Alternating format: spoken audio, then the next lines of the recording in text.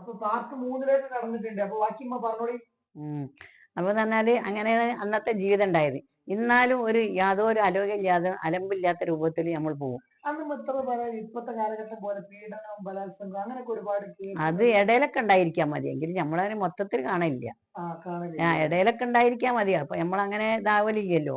പിന്നെ ഇന്നത്തെ മാതിരിയുള്ള കള്ളുടിയന്മാരില്ല. അതേപോലെ തന്നെ റോട്ടിലിറങ്ങിയ, അതായത് യാതനാട്ടിൽ നിന്ന് നമ്മളിപ്പോ ഇതില്ലേ, എന്താ പറയാ, എന്താ പറയാ, സൂപ്പർ മാർക്കറ്റ്, പഴയ സിനിമകളിലടുത്ത് സുരഭി മാള്. അതായത് നമ്മളെ വീട്ടിൽ നിന്ന് കുട്ടികളാണ്ട് പുറത്തു പോയി കഴിഞ്ഞാൽ എന്റെ സാധനം വാങ്ങണം എന്നുണ്ടെങ്കിൽ ഇപ്പൊ പറവക്കുളയിലേക്ക് തിരിയുന്ന ആ റോട്ടിലുണ്ട് ഒരു പീടിയ, കോമാജിന്റെ പീടിയ അറിയാം. അവിടെ ഒരു പീടി, കുട്ടൻചെട്ടിയാര ഒരു പീടി, 2 പീടിയാണ് അവിടെ ഉള്ളത്. പിന്നൊന്ന അങ്ങനെ പിന്നെ ആ പീടിയക്ക് ഇവിടുന്ന് വിട്ടാല് ഇറ്റങ്ങളൊരു ഷെഡ്, ഒരു കമ്മീസ് പോലത്തെ ഒരു കുപ്പായ നമ്മളെ കുട്ടികളിട്ട് പോണത്. ആ പോയിട്ട് അതുവരെ പോയിട്ട് സാധനം വാങ്ങി വരുന്നേർക്കും നമ്മളെ മുറ്റത്ത് നിന്ന് നോക്കിയാൽ കാണാം നമ്മളെ കുട്ടികൾ വരുന്നുണ്ടോ, പോണുണ്ടോ, എങ്ങോട്ടാണോ ഓല് പോണെന്നുള്ളത് നമ്മളെ കൊലായിന്ന് മുറ്റത്ത് നിന്ന് നോക്കിയാൽ കാണാം. അങ്ങനത്തെ അത്രയും ഡീസന്റ് ആയിട്ട് നടന്നിരുന്ന ഒരു സ്ഥലങ്ങളാ. അങ്ങനത്തെ ആയി കഴിഞ്ഞ് ഈ പീടികകളെന്ന് മറ്റുള്ള കാര്യങ്ങളെന്ന് പല ആൾക്കാരും വന്ന് ഈ വെറ്റിലക്കാരെ പറഞ്ഞാല് ഓലൊരു കെട്ട് വെറ്റിലായിട്ട് രാമനാട്ടിലേക്ക് വന്നാലാ, ഒരു തിരൂരങ്ങാടിക്കാരാ. അങ്ങനെ വന്ന് കച്ചവടം ചെയ്തിട്ടാണ് ഈ രാമനാട്ടര അങ്ങാടി ഫുള്ള് ഇപ്പം ഔറാനാജിന്റെ ബിൽഡിങ് ഫുള്ള് ഓലെ കയ്യിലാ വാടകയ്ക്ക്. ഓരോ മക്കള്, ഓരോ കുട്ടികള് അങ്ങനെ കഴിച്ചിലായ. പിന്നെ ഈ കോമാജി പറഞ്ഞ ഇവിടുത്തെ പഴയ കച്ചവടക്കാരനേനി. അയാൾ മരിച്ചുപോയി, അയാളെ അഞ്ചനൊക്കെ മരിച്ചുപോയി. പിന്നെ പറഞ്ഞാൽ എല്ലാ സ്ഥലത്തും കടകൾ വന്ന്, എല്ലാ സ്ഥലത്തും പല ബുദ്ധിമുട്ടുകൾ വന്ന്, പല സാധനങ്ങൾക്ക് വില കൂടി കിട്ടിയേ. കുളിമറല്ലേ, അതായത് ഓലോണ്ട് മറക്കുക, ഓലോണ്ട് മറിച്ചിട്ടുള്ള കുളിമറ. മതിലിന്റെ ഒക്കെ അരൂത്ത് അല്ലെങ്കിൽ ചുറ്റോടിയൊക്കെ തന്നെ മറിച്ചിട്ടാ നിക്കുക. അങ്ങനെ ഈ ഉമ്മനൊക്കെ ഞാൻ കൊണ്ടുപോകണം മൂത്രയിപ്പിക്കാന്, പിന്നെ കക്കൂസിലിരിക്കാന്. കക്കൂസിൽ ഇല വെച്ച് അപ്പിടയ്യ, ഇല വെച്ച് അപ്പിട്ടാ നേരെ റോഡ് സൈഡിലേക്ക് വലിച്ചെറിയ. വലിച്ചെറിയ. കക്കൂസ് നമ്മളവിടെ വന്ന എപ്പോഴാ അറിയോ, നമ്മള് സേവുട്ടി കുട്ടിയായപ്പോഴാണ് നമ്മളെ പേരെ കക്കൂസ് വന്നത്.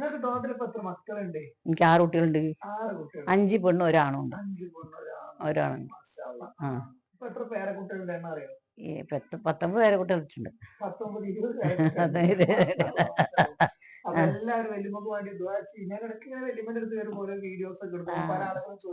പിന്നെ പറഞ്ഞാല് ഞാൻ എന്റെ നാട്ടിലേക്കാണ് ചെല്ലാന്ന് പറഞ്ഞാല് ഭയങ്കര കാര്യം എല്ലാവർക്കും. ആയിഷ വരുന്നുണ്ട്, ആയിഷന്റെ പുതിയാപ്പിള വരുന്നുണ്ട്. അതായത് ഞാൻ ഔത്ത് പിന്നെ ഏകാശിയായാലും പുറത്ത് പെരുന്നാളായിട്ടാണ് ഞാൻ ഉഷാറായിട്ട് നിൽക്കല്.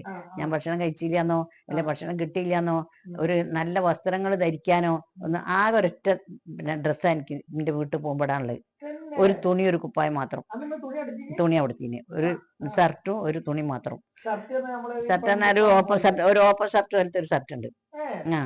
അത് പിന്നെ പെരേന്നിയാടെ വാങ്ങാൻ പൈസ വേണ്ടല്ലോ ഇപ്പൊ എന്റെ അടുത്ത്.